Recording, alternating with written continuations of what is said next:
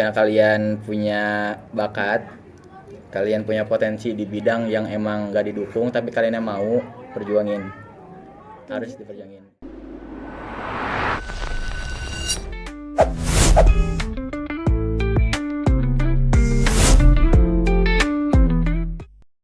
Assalamualaikum warahmatullahi wabarakatuh.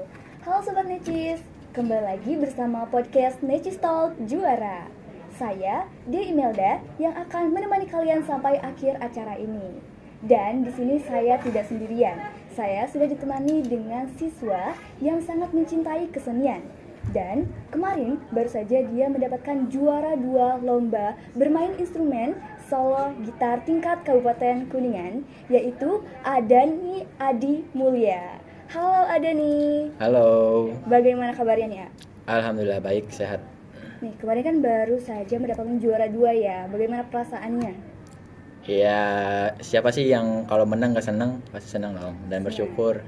Oke, boleh ceritakan bagaimana awalnya bisa tertarik bermain instrumen solo gitar sampai akhirnya bisa ikut FLS 3M? Oke, ini cerita sedikit. Awal mula main gitar itu semenjak SD kelas 3. Awal mulanya itu mungkin bisa dibilang secara terpaksa. Dikarenakan waktu SD itu saya terpilih menjadi perwakilan sekolah untuk lomba siswa berprestasi. Yang dimana itu di lomba itu setiap peserta wajib mengirimkan maksudnya ada 3 kompetensi lomba nih. Yang pertama itu ada lomba kayak ujian gitu, mengisi soal. Yang kedua ada memberikan karya baik itu musik ataupun apa segala macam lah. Yang penting itu seni. Yang ketiga itu ada pemberian karya nyata, kayak misalnya kerajinan segala macam kayak gitu. Nah, otomatis kan saya harus belajar salah satu instrumen seperti ya gitar ataupun piano seperti itu. Akhirnya saya memilih gitar, dan setelah itu berlanjutlah ke SMP. Di SMP main gitar lumayan sering, dikarenakan waktu SMP itu saya punya teman perempuan sekelas. Dia itu menjadi ketua OSIS, tapi dia juga hobi nyanyi. Jadi kadang tuh dia suka disuruh nyanyi buat di sekolah, acara sekolah gitu. Nah, dia tuh ngajak aku buat main gitar, buat ngedampingin dia. Nah, akhirnya makin sering, makin tertarik lah istilahnya. Mulai didalemin, akhirnya lulus SMP, masuk SMA, ikut school band. Di sana ketemu sama Pak Tony. Alhamdulillah bakat aku di dunia musik, instrumen gitar khususnya itu Semakin terasa ya? ya dipoles dikit-dikit. Setelah itu akhirnya tahun pertama di SMA diajak buat FLS 2N, waktu itu masih namanya FL 2SN. Namun ya ternyata belum rezekinya, masih kalah waktu itu di Semantika lombanya. Akhirnya di tahun kedua kelas 11 diajak lagi nih sama Pak Tony. Dan ya alhamdulillah setelah diajak, berbekal pengalaman tahun sebelumnya, alhamdulillah mendapatkan juara 2 seperti Ya, itu. baik. Alhamdulillah ya. Iya. Nah, kita nih sebagai pelajar juga nih, bagaimana sih cara menggali potensi yang ada di dalam diri sendiri gitu kan? Sebenarnya kalau potensi, yang pertama itu yang pasti kalian itu harus mengenal diri kalian sendiri. Diri kalian itu orang yang kayak gimana sih, seperti apa sih. Kalau misalnya udah kenal sama diri kalian, emang gak mudah buat kenalin diri sendiri. Kayak pasti ini mah pasti kalian tuh punya banyak hobi, punya banyak keinginan. Dan itu tuh sebenarnya udah termasuk potensi. Namun setiap orang pasti punya potensi yang lebih besar dari potensi yang lain. Nah, gimana cara untuk menggali potensi diri? Ya itu dengan cara mengasah dan kenali diri sendiri. Apa yang kamu mau, apa yang kamu inginkan di masa depan, dan apa yang kamu cita-citakan. Gitu mungkin.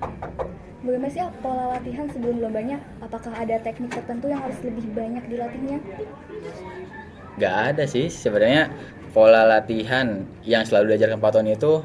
Intinya kalau latihan musik ataupun seni yang lain itu tuh harus sesuai mood hati. Jadi aku nggak bisa nih belajar musik ketika mood aku lagi berantakan. Misalnya aku lagi banyak tugas, pikiran ruwet lah, kalau kata orang Sunda mah ruwet.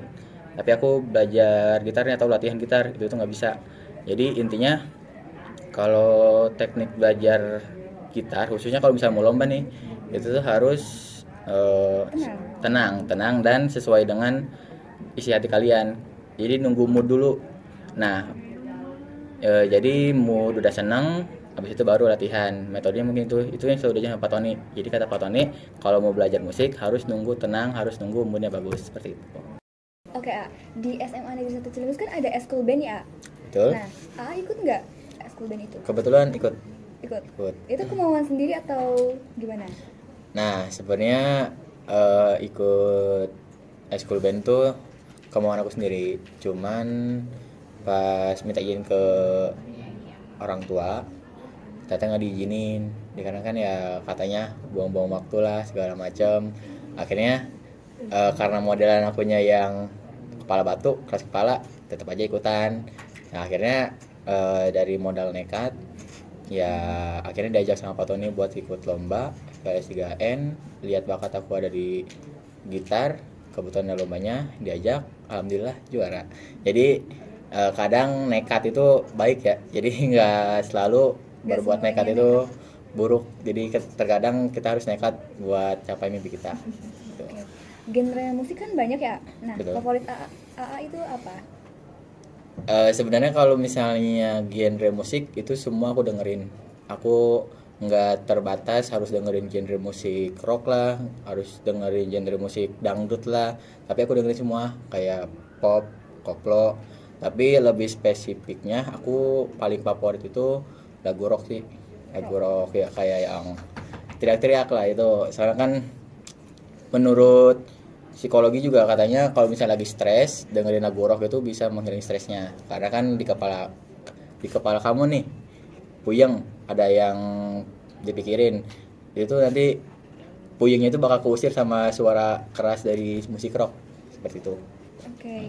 Motivasi awal AA main gitar tuh apa? Main gitar awalnya sebenarnya aku kan punya kakak dua serumah. Dulu tuh kakak tuh emang sering banget nyetel musik setiap hari, hampir setiap hari. Jadi ya dengar musik, akhirnya mulai nyari-nyari buat belajar musik lah, belajar musik biar jadi hobi. Akhirnya motivasinya itu pas ngeliat ada penampilan dari salah satu artis, bukan artis sih, musisi top one lah di Indonesia. Itu waktu itu tuh diajak sama kakak buat nonton Iwan Fals.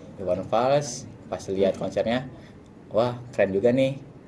Kayak mulai terpikir, kayaknya kalau misalnya aku nanti gede kayak gini seru kayaknya. Akhirnya ya mulailah belajar gitar, seru, dan ternyata emang ya dunia musik itu seseru itu sih. Dengar-dengar lombanya online kan, A? Dan harus mengirim videonya juga. Apa sih tantangan tersulit saat proses rekaman? Misalnya harus take berulang kali atau mengatasi rasa grogi. Ya di sini ada saksinya kok. Aku waktu itu tag di sini kurang lebih tagnya itu sebanyak 20 sampai 30 kali tag. Itu tuh dari sehabis zuhur sampai mau asar sekitar jam 3-an. Ya itu sih kendala terbesarnya tuh ya. Yang pertama grogi, kan walaupun gak ditonton sama orang tapi kan ditonton sama kamera, kayak tonton sama kamera lebih menakutkan lah. Tonton sama kamera. Habis itu juga tagnya lumayan lama dikarenakan aku tuh nggak, sebenarnya dari tag kelima sampai kesekian itu udah bagus, cuman aku yang ngerasa belum puas banget. Akhirnya sampai ke tag ke 30 sekitaran situ, Pak Tony akhirnya datang bilang udah, dan jangan dipaksain, musik tuh nggak bisa dipaksain, kalau kemampuan kamu segitu udah jangan dipaksain, cukup sekarang kamu pulang, tunggu hasilnya besok, gak usah dipikirin, seperti itu mungkin. Oke.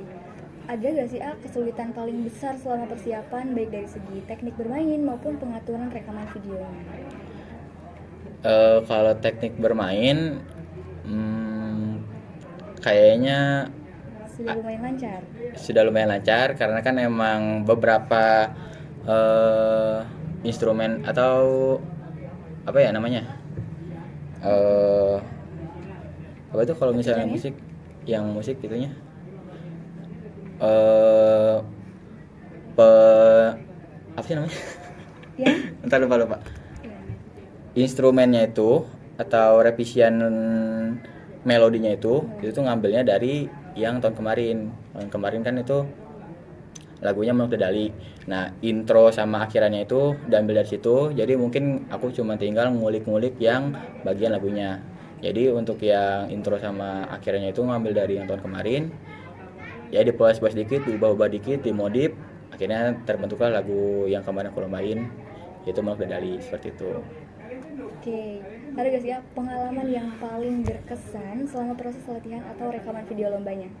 Yang paling berkesan itu Yang pas Pak Tony ya? Pasti. iya, yang pasti iya, bersama Pak Tony. Ada satu momen di mana itu tuh sampai sekarang aku masih selalu ingat, di mana Pak Tony itu yang niatnya itu kan mau bimbingan belajar, bimbingan instrumen solo gitar. Cuman ternyata Pak Tony-nya malah menceritakan pengalaman dia waktu semasa kuliah sekolah gitu. Nah, di situ tuh Pak Tony cerita segala macam, banyak hal lah. Hampir 2 sampai 3 jam tuh Pak Tony bicara itu di ruang seni.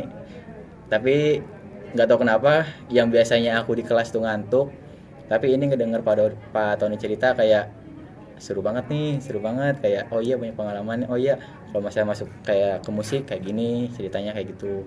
Itu lumayan, gak lumayan sih, emang seru banget dengan cerita Pak Tony, dengan pengalamannya gimana seluk beluknya dia sampai sekarang bisa menjadi guru seperti itu. Mungkin boleh diceritakan sedikit poin pentingnya biar sobat Necis juga bisa mengambil hikmahnya. Jadi waktu itu tuh Pak Tony cerita, dulu dia tuh masuk kuliah jurusan seni, khususnya seni musik, dan itu tuh tidak didukung oleh orang tuanya. Jadi dia tuh bertentangan sama orang tuanya, karena kan stigma orang waktu itu tuh kayak ngapain sih main musik, kamu mau jadi pengamen kayak gitu kata Pak Tony. Tapi Pak Tonynya ya gimana sih, kalau orang udah jatuh cinta pasti buta kan ya. Iya benar. Ya jadi buta, akhirnya tetap maksain buat masuk seni musik, masuk dia ke salah satu universitas di Bandung. Nah pas masuk Bandung tuh Pak Tony nggak bener-bener kayak nggak didukung, maksudnya dibiayain cuman waktu pas ke Bandung nggak diantar, nyari kos-kosan sendiri. Terus juga sampai ada satu momen di mana Pak Tony itu ketika pulang ke rumah itu tuh dia malah disuruh balik lagi ke Bandung seperti itu. Saya kalau dilihat ya kayaknya menyakitkan banget ya, gimana sih rasanya diusir sama keluarga. Tapi akhirnya setelah kuliah lulus, Pak Tony alhamdulillah ada rezekinya di situ, akhirnya mulai bisa ngebiayain, ya bantu-bantulah orang tuanya. Akhirnya orang tuanya juga sadar lah, oh iya emang bakat anaknya di sini gitu. Jadi ini jadi motivasi juga ya buat kalian ya. Kalau misalnya kalian punya bakat, kalian punya potensi di bidang yang emang gak didukung, tapi kalian yang mau perjuangin, harus diperjuangin, tunjukin ke orang tua kalian ya. Ya gitu, harus tunjukin biar ya potensi kalian tuh di situ, kalian tuh bisa membuktikan di hal itu seperti itu. Oke, ada gak sih tips apa yang bisa diberikan agar adik-adik tidak mudah menyerah saat belajar gitar akustik, instrumental, dan berani mengikuti ajang kompetisi? Aduh, kalau sejujurnya ya cerita ya, sebenarnya aku bahkan nggak inget kapan aku bisa main gitar, misalnya bisa main gitar pindah kunci tuh aku nggak inget, karena emang waktu dulu tuh kayak belajarnya tuh nggak niat karena kan yang pertama karena terpaksa, yang kedua tuh nggak niat. Akhirnya setelah lomba dapat juara, habis itu udah mulai kendor latihannya, emang kayak belum tahu kalau misalnya minat aku tuh di sini. Jadi kayak belajarnya tuh setengah-setengah lah. Tiba-tiba sekarang kan udah dibilang jago juga enggak sih, tapi kan kayak menguasai lah. Kalau tips-tipsnya kayaknya nggak ada sih. Yang penting kalian yang mau belajar sempetin waktu, kalau ada waktu luang belajar. Mungkin sarannya kalau mau belajar gitar akustik itu pakai senar klasik, karena perbedaan senar klasik dan senar nilon ya itu kalau gitar klasik itu terbuat dari plastik. Jadi ketika kalian belajar gitar pemula, tangannya itu nggak bakal sakit. kalau misalnya kata orang yang main gitar mah kapalan. Kapalan. Nah, belajar itu pakai gitar klasik biar nggak sakit seperti itu. Jadi kalian tuh anteng belajarnya tuh bisa sampai dari pagi sampai sore. Tapi kan kalau misalnya kalian pakai senar gitar yang baja itu paling 3 menit 10 menit udah sakit. Jadi kalian malas sakitnya. sendiri. Iya, jadi malas sendiri kaliannya. Itu mungkin tipsnya. Oke, harapan ke depan setelah pencapaian ini nih, baik untuk diri sendiri maupun untuk sekolah, agar seni musik akustik ini bisa semakin berkembang. Ya harapan aku sih nanti mungkin di angkatan di bawahku mungkin ada ya penerus aku mungkin lebih baik lah, mudah-mudahan bisa lanjut sampai ke tingkat provinsi. Dan harapannya untuk sekolah mungkin lebih dibiayain ya, misalnya kayak waktu latihan tuh kan kayak siapa sih yang kalau latihan pikirannya ngepuyeng, pikiran tuh katanya kalau pikiran puyeng itu tuh nurun ke perut, jadi perutnya jadi lapar. Nah, Oh, di lapar itu tuh biasanya ya yang mau latihannya niat malah jadi kepikiran lapar, pengen makan nih, pengen makan. Mungkin itu harapannya dari buat sekolah lebih dibiayain kalau mau ada lomba tuh. Terus juga dari guru-gurunya mohon dimaklumi, ini tuh ada anak tuh mau lomba, dia udah ada surat dispennya, ya udahlah izinin gitu, mau ngasah bakat dia jangan malah diomong. Aku soalnya ngalamin kayak si Dani kemana sih ini, kok nggak pernah masuk pelajaran ibu gitu. Ya buat guru-gurunya mungkin lebih didukung potensi anak-anaknya seperti itu. oke, terima kasih ya. Oke. Oke teman-teman Necis, kalian kalau misalkannya punya bakat yang tidak direstui atau didukung sama orang tua, gak apa-apa guys. Kalian tetap asah bakat itu dan tunjukin ke orang tua kalian kalau misalkannya bakat itu tuh emang ada di diri kalian, dan tunjukin kalau itu tuh bisa menang dan membanggakan kedua orang tua kalian. Baik, terima kasih ya atas waktunya. Oke. Terima kasih. Saya De Imelda, pamit undur diri. Wassalamualaikum warahmatullahi wabarakatuh. See you guys.